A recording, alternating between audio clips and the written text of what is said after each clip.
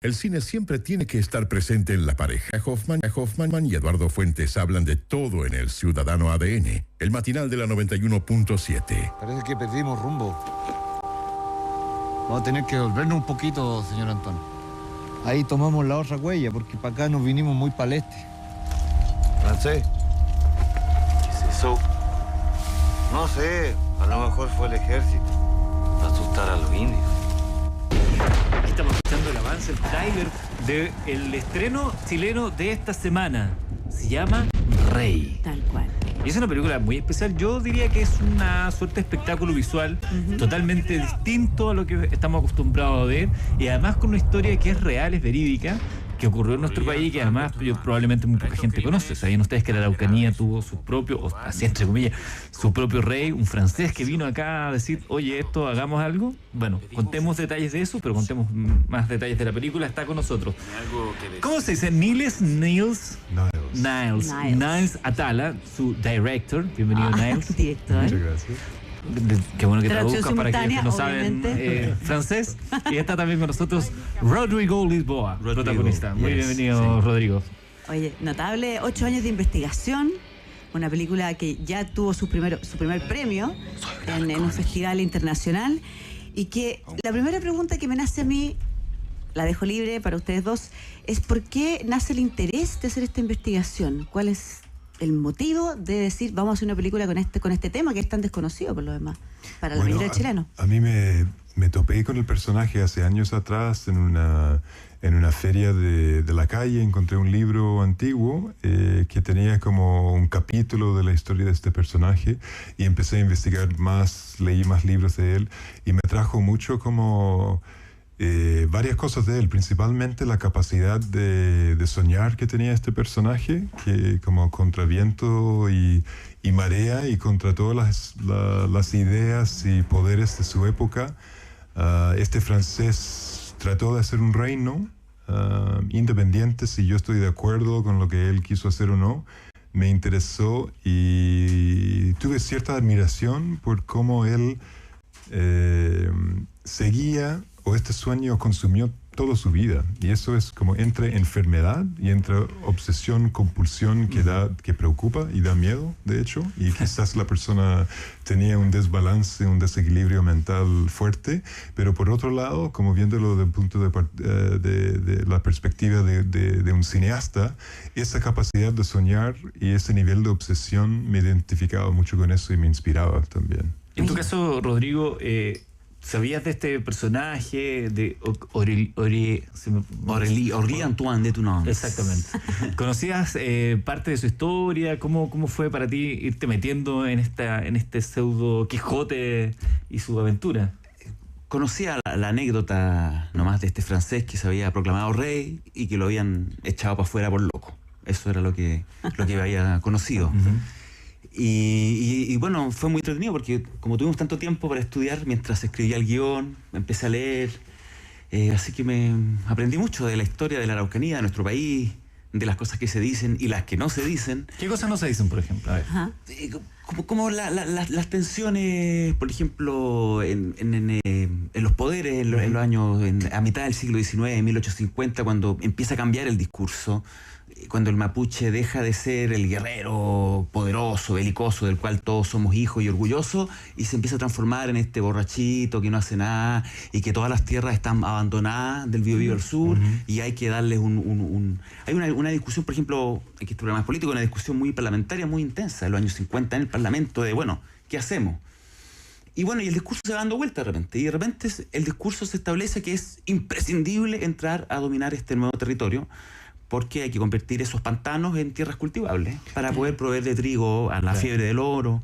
Esto, ahí también uno se da cuenta cómo a veces uno se pierde, cómo estamos metidos en el gran engranaje de la historia universal. Que se me metido entre medio de esa maquinaria, y entre medio de este movimiento aparece Aurélie Antoine diciendo, ¿y si hacemos un reino? Como los de antes.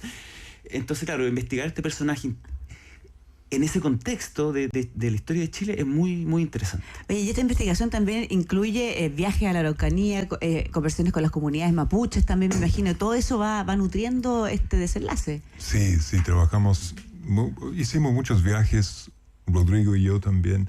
Yo sentí que no podía hacer esta película sin tener el actor también. Tenía interés hace años antes. Y bien involucrado, porque viajaron Exacto, juntos. entonces yo conocía, o sea, Rodrigo es un amigo mío. Y en algún momento vi una obra de teatro, Joven Corazón Idiota, donde aparecía Rodrigo, y él me parecía mucho a alguien que yo conocía cuando estaba mirando la obra, y dije, yo conozco, es como un amigo mío, es como alguien que yo conozco, y me di cuenta que estaba leyendo libros de Orly Antoine en esa época, y me recordaba a Orly Antoine. Tenía su pelo muy largo, tenía una barba así, y eso es cuando me di cuenta que podía hacer esta película y podía hacerlo con Rodrigo. Y ahí inició como años de investigación juntos, filmando juntos en 16 milímetros. Fue la idea de hacer nuestro propio archivo de la película y enterrar las películas en la tierra para que se deterioraran. Literalmente. Y el proceso de escritura de guión y investigación fue en paralelo de esta investigación visual también. Y de ver cómo la misma película y las imágenes de Rodrigo fueron deteriorando. Y la idea era hacer nuestro propio archivo ficticio. Si esta es una película que sí, es un reino de sueños, podemos hacer lo que queramos. Pero no hay registros de la época, exacto. Evidentemente. Podemos hacer nuestro propio archivo. Oye, es muy interesante, nos vamos a detener ahí un segundo, tratando de explicarlo de manera sencilla para que todos lo puedan entender, porque es más entendible cuando se ve la película. Claro, que digamos a la gente, a los ciudadanos, que nosotros tuvimos la oportunidad de verla. Sí, tuvimos la oportunidad de verla. Es una película muy diferente a lo que uno está acostumbrado a ver. Quizás visualmente uno lo asemejaría más a un videoclip, porque tiene cambios de formatos, de colores, de formas de narrar, hay uso de máscaras, por momentos muy teatral, es bien compleja, pero es admirable desde ese punto de vista. Qué interesante lo que dices tú, esto de hacer su propio archivo, grabar en un formato distinto, 16 milímetros, enterrar la película para que se deteriore, para que gane edad. Siempre fue la idea de hacerlo así, porque también es arriesgado hacerlo así. Sí, o sea, las ideas fueron como creciendo orgánicamente durante los años. Entonces, decidí que, como no tenía archivo visual de él, decidí que podríamos hacerlo nosotros mismos. ¿Por qué no? Y como crear una especie de archivo imaginario de este personaje. Sentí que era muy parte del espíritu del personaje y la historia también. Y también algo que guiaba toda la creación de la película es que se trabaja mucho en cine, convencionalmente se trabaja como más o menos con la idea de que el formato ya está establecido y uno trabaja narrativamente y trabaja con los personajes y con la historia. Pero yo siento en el cine que siempre, como en cualquier arte, como en música, literatura, lo que sea, la historia o lo que uno cuenta siempre está ligado al formato, siempre está ligado, el formato es un vehículo también de expresión y la forma que uno trabaja con eso influye la historia, influye la forma que nosotros percibimos el personaje.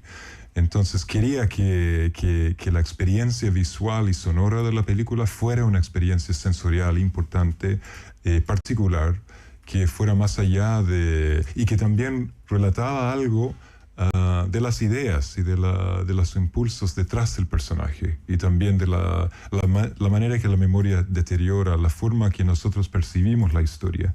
Y la historia usualmente se concentra en el hecho de que nosotros vamos a ir agarrando como forensicamente o arqueológicamente todo lo que queda de la historia y ignorar todos los vacíos que hay, cuando en realidad si uno mira la historia es principalmente vacío y hay algunos puntos que nosotros podemos decir, ya, esto sucedió aquí, este personaje fue en este momento, escribió una carta y uno va conectando y después crea una narrativa coherente de eso. Yo decidí trabajar desde la otra manera y decir, vamos a enfrentar todo el vacío que hay, vamos a enfrentar el hecho de que la historia está en proceso de los archivos se están deteriorando, quedan pocos. O quedan vacíos entre medio, hay abismos entre medio de las cosas que sí sabemos. Y eso es parte de la historia, es parte del personaje. He puesto recién con el hashtag Ciudadano ADN el tráiler para que si usted, ciudadano que nos está escuchando, lo quiere ver de qué hablamos cuando hablamos de estos formatos, estas imágenes, se haga una idea con el tráiler. Esta película se estrena el jueves acá en Chile, pero mientras tanto pueden ir calentando motores con el tráiler de lo que representa este cambio de formatos, de archivos inventados, de colores, de teatralidad, uso de máscaras también, que me pareció bien interesante por momentos, no vamos a spoilear nada, pero hay un uso de máscaras para mostrar una realidad distinta. Para ti como actor, como enfrentar este tipo de cambios, te genera, me imagino, un desafío mayor. Sí, fue un desafío. Al principio, por qué no reconocerlo, cuando Nice me explicó que quería hacer algunas escenas con máscara, uno como actor quizás se frustra, como dice, pero ¿cómo no voy a mostrar la cara? No se ve mi rostro. Era mi gran película y voy a traer mi cara con una máscara. Bueno, era una máscara de mí mismo, que ya era un poco gracioso, pero al final se convirtió en un desafío por otro lado. Como dices tú, era muy divertido tener que hacer en la película recurrir a ciertas herramientas como teatrales, como el trabajo con máscara, que es un trabajo muy teatral, como de la comedia al arte. Entonces verme haciendo una película como ocupando, yo más lo que he dedicado mi vida es al teatro, entonces en fin, fue parte del desafío, parte de la entretención y parte del compromiso. Yo creo que una de las razones por las que Niles me eligió fue porque percibió que yo me iba a entregar completamente al proyecto. Y así fue, porque las máscaras tampoco eran muy bonitas, pero no estaban diseñadas por un diseñador de máscaras. Entonces, ¿y eso qué implica? Que costaba respirar, por ejemplo. Eso. La escena muy larga. Claro. ¿Por qué estás morado? ¿Te Claro, acabas de enterar? No, sabía. No sabía, no sé, tuve Porque que... puede ser una técnica para no pagar los sueldos, ¿eh? Claro. Que el actor... El actor tuvo que pedir permiso para hacer un hoyito en la máscara, porque si no se iba a desmayar. Puede ser inquietante ese momento de las máscaras, por las formas que tienen, los que están alrededor, una cuestión media... Por un momento me recordé, no sé, como algún clip medio de Marilyn Manson, una cosa media así. Sí, muy es oscurilla la... No, yo diría que oscuro, porque además tú en algunas entrevistas comentas que te gustan mucho las películas de niños, por ejemplo, y como que traes un poco esta fantasía a una película que no tiene nada de fantasía, que es una historia verídica e histórica. Y ese juego, de repente, puede pasar que se pierda el foco de lo que quieres conseguir o transmitir en la película. Yo creo que después de hacer la primera película que hice, Lucía, y andar por festivales mostrándolo en este circuito de, entre comillas, cine-arte, me quedé bastante aburrido de una sensación densa, grave, como sombrío, de la manera que los cineastas, muchos, imaginan como el cine para adultos y el cine como serio, el cine como, entre comillas, el cine-arte, que encuentro que no tiene que ser aburrido y fome. Y también, entre medio del proceso de ser rey, nació un hijo mío, y veo muchas películas de niños y volví a esta etapa de mi vida y me di cuenta que el cine que realmente me ha inspirado fue el cine que vi de niño. El Mago de Oz, la Historia sin fin, Alicia en el País de Maravillas, películas y libros que leí de niño y que me parece que el arte tiene esta capacidad y las historias tienen la capacidad de ser algo que genera puentes entre muchas edades. Y puede ser algo que Alicia en el País de las Maravillas encuentro que es un maravilloso ejemplo, y también El Mago de Oz, porque son películas o son libros que son para niños y también son para adultos. Son cosas que muchos hablan en muchos niveles y tienen muchos matices, muchas capas posibles de interpretación. Y eso es algo que quizás en algunos momentos en Rey hay momentos que parecen ser muy, muy simples a nivel narrativo, pero yo creo que lo que buscamos hacer es seguir una especie de patrón mitológico, narrativo, donde ojalá es capaz de adquirir sentido en múltiples formas de representación. Oiga, muchachos, ¿vieron ayer los Globos de Oro? ¿O no están ahí? No lo vi. ¿No vieron nada? No. Supe, pero... Tenía los dedos porque La Mujer Fantástica gana. Sí, pues claro, estábamos todos mirando. apostando. Sí, Ahí. porque ganó una película alemana. Bueno, se lo perdieron ellos. Ese tipo de... De la nada, creo que se llama. Porque ahora empieza la temporada de premios Hollywood. Está esto, están después... Bueno, hasta terminar con el Oscar. ¿Qué les parecen a ustedes como cineastas desde este rincón, como protagonistas de cine desde este rincón del planeta, donde cuesta hacer cine, donde las cosas son casi como el protagonista de la película, es casi una cruzada personal? ¿Qué les parece de esta mega industria norteamericana del cine? Bueno, yo vengo escapando un poco de ese mundo porque yo nací en California. Entonces, toda la gente que me conoce Muchos allá... quieren llegar allá y tú te... Claro, yo no me interesa tanto... O sea, yo creo que cada persona tiene sus propias razones de trabajar en cine y sus intereses. Obviamente, tener ese nivel de reconocimiento es maravilloso también. Y les felicito mucho a Sebastián Lelio y Daniela Vega y todos que han trabajado en esa película. Encuentro buenísimo también para el cine chileno. Pero creo que mis intereses en este momento tienen que ver con Chile, tienen que ver también con Latinoamérica, tienen que ver con las cosas que veo acá, con mi familia, con mis amigos aquí, con las cosas que voy descubriendo. Y si hay gente interesada en eso en Estados Unidos y en otras partes, me parece bien, pero también no. Esa industria en gran parte tiene que ver con mucho flujo económico, mucho movimiento de dinero y no siempre responde a creatividad en el cine. ¿Algo que agregar, Rodrigo Lisboa? Y a riesgo. No, yo...